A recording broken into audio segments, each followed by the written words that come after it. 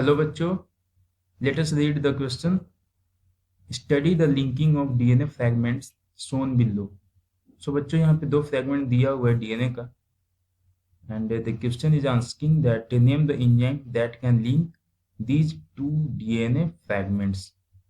Okay बच्चों, सो questions में हमसे पूछा है कि उस एंजाइम का नाम बताना है जो कि दो डीएनए फ्रैगमेंट्स को लिंक कर सके. सो आइए देखते हैं. So the basic key concept of this question. बच्चों, वो है हमारा linking of DNA. Linking of DNA.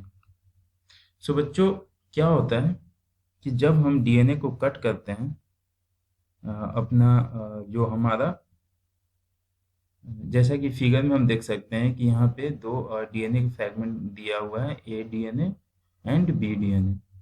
सो एक डीएनए वो है जो कि जिसे हम वेक्टर डीएनए बोल सकते हैं. So this is the vector DNA. और जो सेकेंड डीएनए है, this is the foreign DNA. Foreign DNA वो डीएनए होते हैं जो कि बाहर से आते हैं या फिर जो हमारे जीन ऑफ इंटरेस्ट को कैरी करते हैं. This is called the foreign DNA and this is the vector DNA.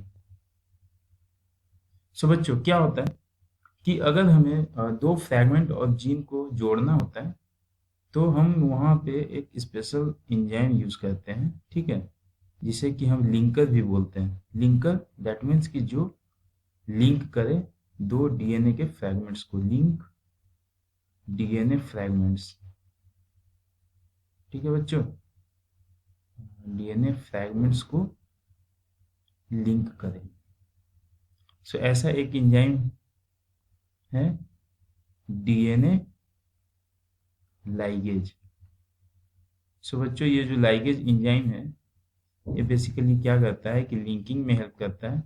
जैसा कि हम यहाँ फिगर आउट कर सकते हैं कि जो पैलिंड्रोम सीक्वेंस में कट है, कट करने के लिए हम रेस्ट्रिक्शन एंजाइम यूज करते हैं. सो इस पैलिंड्रोम सीक्वेंस को दो एक्चुअली दिस पैलिंड्रोम सीक्वेंस पे कट होने के बाद दो तरह के इंड प्रोड्यूस होते हैं. एक होता है हमारा ब्लंट इंड, बट यहाँ पे जो है वो हमारा स्टिकी इंड है.